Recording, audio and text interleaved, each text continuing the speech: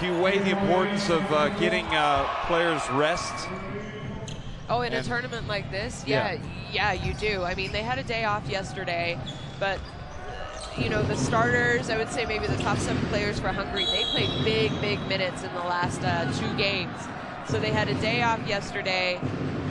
They played a day, and then they have a travel day tomorrow. It's not that far to Belgrade. It'll take them about 3 hours, but you also can't have 3 days off in a row. So that's why you do see Yvonne Turner. You do see, you know, Horty playing, the veteran. You know, you're going to see Hatar get her minutes, and these are the leaders, the people who play most, because 3 days off at a tournament like this is too long. But at the same time, you have to be conscious about how many minutes they are logging. Oh, nice play by Horvat. She's played with a little bit of energy and almost got that ball back for her team. That's left 8 seconds on the shot clock here for Turkey. Plenty of time to get a shot off. But they've got to hurry it up. Here's Bilgic. And then Horty reaches up and is called for a foul. What about if you're Hungary? Can you develop any bad habits in a game like this? I think the players could if there was no guidance from the coach, but I can't imagine Coach Norbert of Hungary letting his players, you know, develop. It is just one game. And like I said, your players are getting an opportunity to play, and they're going to do what they're supposed to do and, you know, run the type of defense that coach wants, run the offense correctly. So we're going to see that no matter what. Ezra Earl Topaz has come into the game, number 33 for Turkey, one of their young centers. Yalcin, Jorda, now Bilgic, and there she is. Earl Topaz goes up and draws the foul. So they're definitely running plays for her off the bench, coming right in.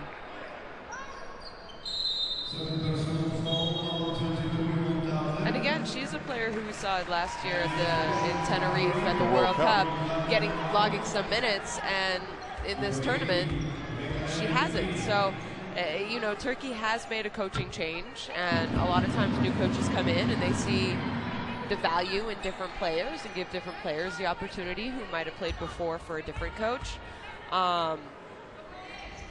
So who knows there?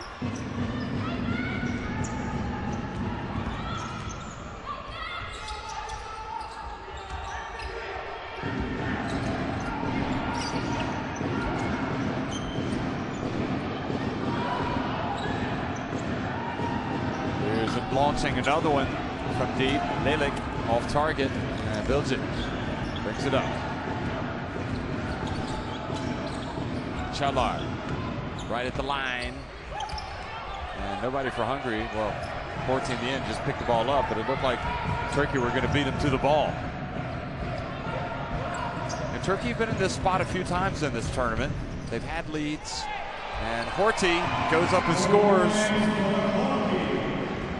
Yeah, you're right, Jeff. You know, and I talked about how I think fourth quarter execution, for me, in my opinion, Turkey have not done a good job in this tournament. You know, we saw, you know, they lost 62-55 yesterday. Fourth quarter, 16-8. And that's the game right there. They lost by 7. In your fourth quarter, you lose by 8. Day before, 57-54 they lost.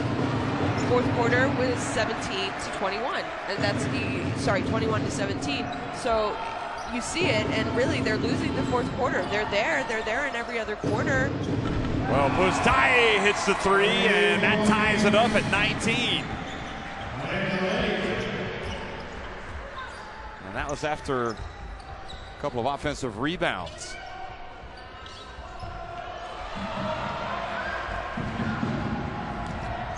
Here comes Hungary again. Varga has it. Hands it on. No, she takes it all the way. Scores. Oh no, she missed the layup with the left hand. Oh, nice spin move. But then Ayşe Jorda passes it into the hands of Varga. Nice shifty move by Varga, and another seemingly easy shot. Pustai this time stays out.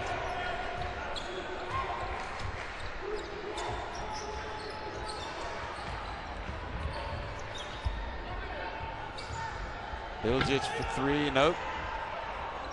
More and more, it seems like her best minutes in this tournament is going to be in that first half. The first game. The first game, yeah. Yes. Against Italy. She had 10 points. Hit a couple of three-pointers in that game. Field goal percentage, 33% this quarter for Hungary, 0 for 5, 0% for Turkey.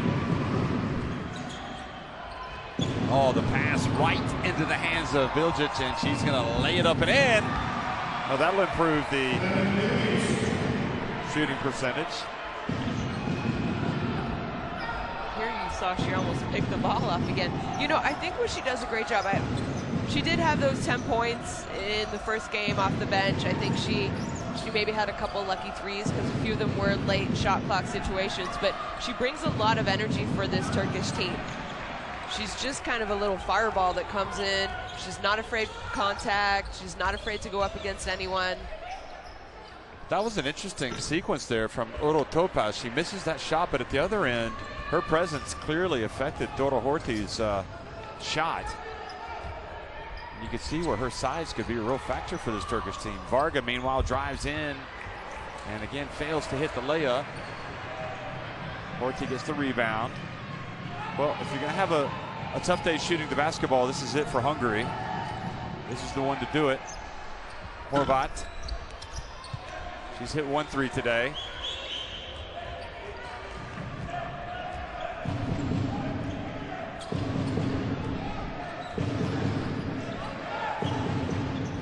You know, I wouldn't mind seeing Turkey try and get the ball to Baha Shakla.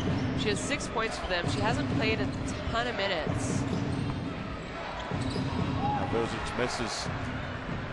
And, you know, I did mention that I don't know if something's going on. Not sure if she was injured a lot for the preparation, if she had an injury this year during the club season, but she did average 28 minutes a game for them at the World Cup last year. So, and she's played very limited minutes. Once again, Horty going up against Orotopuz and not able to score. Yeah, I think it just doesn't make sense that Çalar wouldn't be as influential and get the minutes, the opportunities that she has in the past, including with this coach.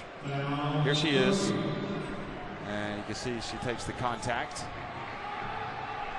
And the foul called on Varga. And this was the interception by Bilgic and layup. So timeout on the floor with 4:15 remaining in the first half. Turkey leading it 21-19.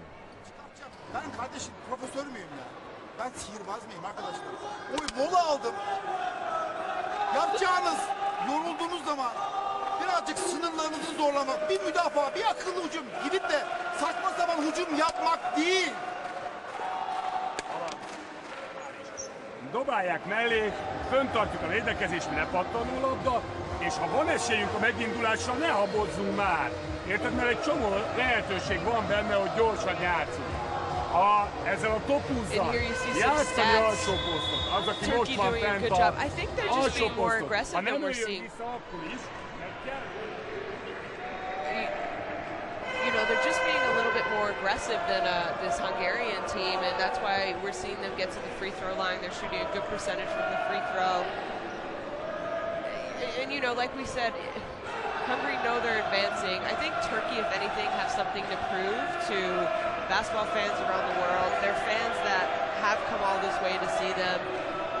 Here you see the 2-point percentage. A good thing for Hungary is that they're knocking down 3, but they are struggling from 2 tonight. And some of that might be Qatar hasn't played a ton of minutes. No. And she shoots 60% from the floor. In the qualification round to get to this tournament, oh, here she's checked in. So she shot 67%, the highest percentage of any player in the qualification round. So that stat might go up with her presence now on the floor as we've seen her check in. Well, ball goes out of bounds back over to Hungary, and you know, it's worth pointing out that Turkey did rely so many years on the likes of Nevra Yilmaz and Virgil Vidarli. Two players that I'm not sure. Iconic. Yeah, players. they really are. I mean, when you think of Turkish basketball, they're kind of the two that stand out. And how do you replace them? You still think of them? Oh yeah, I absolutely do. I mean, I do as well. Yeah. You know, you think of Turkey, you're like, I just wish they were still around. So you have those periods, some growing pains once they leave. I think a lot of federations do great work with their youth programs. And I know that Turkey certainly put a lot of effort into theirs. Here's Janitez up to Bilgic and does a good job, but doesn't finish. Janitez drives in, denied. Bilgic again, gets the ball back. Now, Shakir Turgut banks it in. She quite clearly has some offensive tools that some other players do not have in this team. And we've seen her, you know, we've said this the last two games. I mean, there she had to take that shot because shot clock was winding down. But when she's aggressive, I feel like good things happen. Wow, look at that. Look at that, Bernadette Hattar. I mean, just comes off the bench. She's been on the bench for about 12 game minutes, maybe even more. And what does she do? And to me, what's most impressive of all about that is that she does not hesitate. She puts it up. She's confident. I mean, why would you hesitate when you have a smooth stroke like she does? Janitez puts her head down, makes the bounce pass. Struder was there waiting on it. There's going to be 0.9 seconds. And there you see a little runner. She's good. 2:37 remaining here in the first half.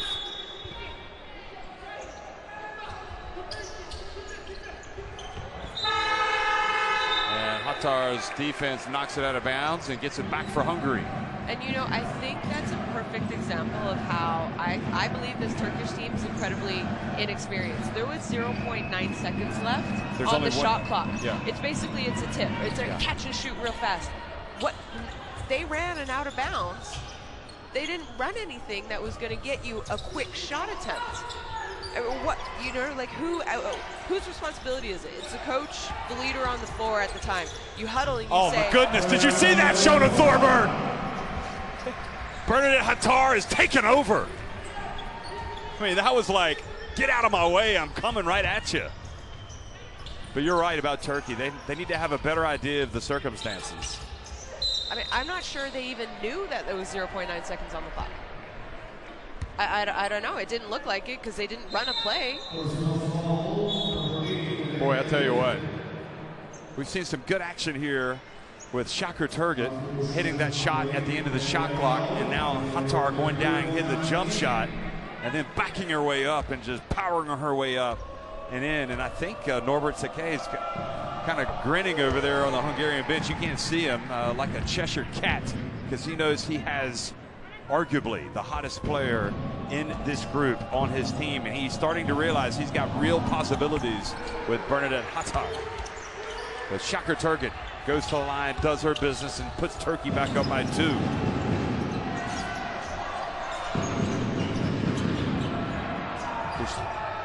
Kiss almost lost it. Has it back.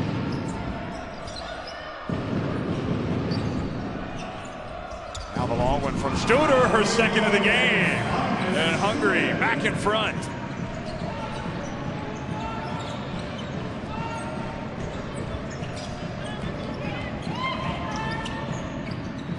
Shakir Turgut. And it's probing. interesting, you know, this Turkish team, the first game you saw Işıl Alban playing more of a point guard type role. And then last game, Shakir Turgut was the one, he moved Alban over to the 2, and we've seen it here today when the two of them are on the court together. Işıl Alban is playing 2 while the ball is in the hands more of Shakir Turgut. And I'm not sure if that's, you know, we did mention, we know that Alban is dealing with some type of a foot injury. So if it is just to kind of take the pressure off her a little bit.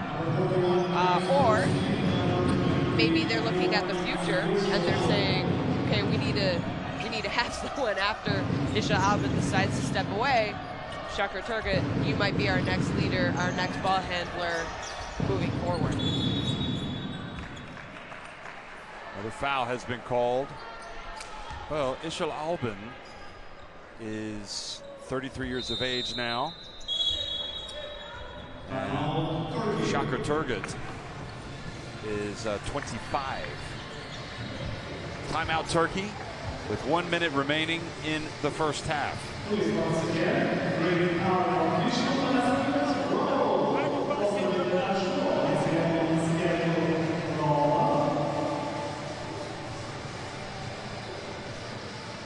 gevşiyorsunuz abi? Niye gevşiyorsunuz abi? Niye itibar etmekten vazgeçiyorsun? Niye vazgeçiyorsun? Yoruluyorsun, oynamayın kardeşim ya. Bizim yaptığımız şey bu diyorum size ya. Ne zaman akıyoruz bir şeyler çıkıyor. Şu oyunu tam sahada oynayın. Gevşeme yok savunmada. Gevşediniz. Bir faalimiz var. Gevşemeyin. Gevşemeyin. 6 of 14 from deep Hungary, 9 of 29 from the floor overall. Just 1 of 7 from three-point range for Turkey. I think that's safe to say that's a weakness. It has, and this isn't the first game where they haven't shot the ball well. Look at Hattar, getting a look at her. Bernadette, this was the move that got me excited just a minute ago. And, you know, she's like, I can turn around and hit the soft jumper, but I can also back you up and score. And in limited minutes today, she's gotten the job done, hasn't she? She really has, you know, but the first 2 games, she's shooting 60% from the field, 15.5 points, and 10 rebounds a game. And here she is again. My goodness, she missed it. That's a headline. And, you know, today, in very limited minutes, she's already got 6 points.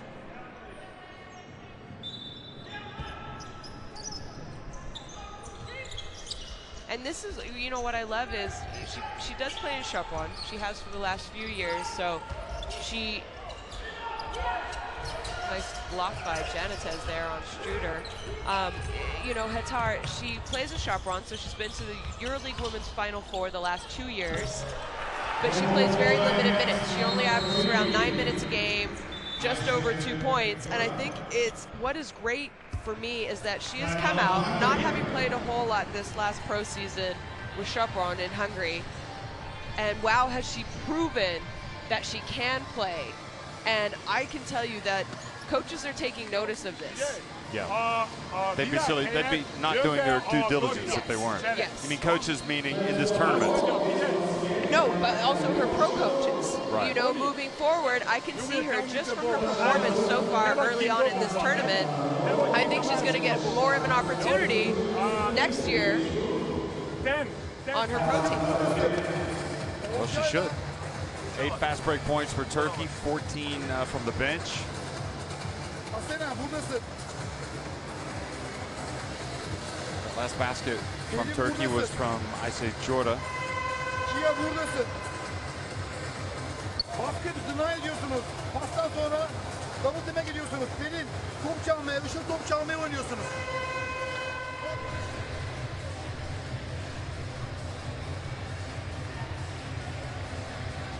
Well, it's been a tournament of surprises. I'm not sure that anybody, in fact, I know, unless they're Hungarian, I'm not sure people really believe that Hungary would clinch a quarterfinal spot after just 2 games.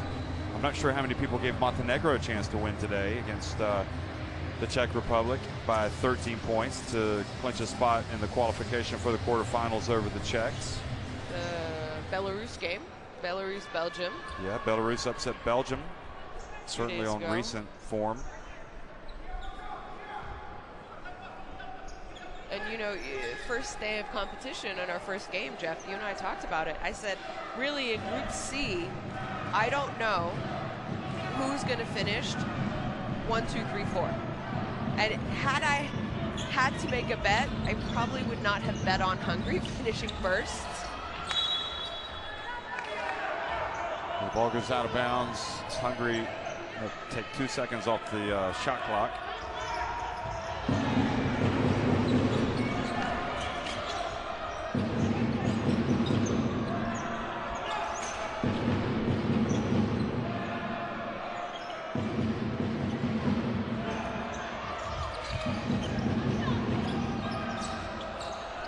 Final seconds ticking off the clock.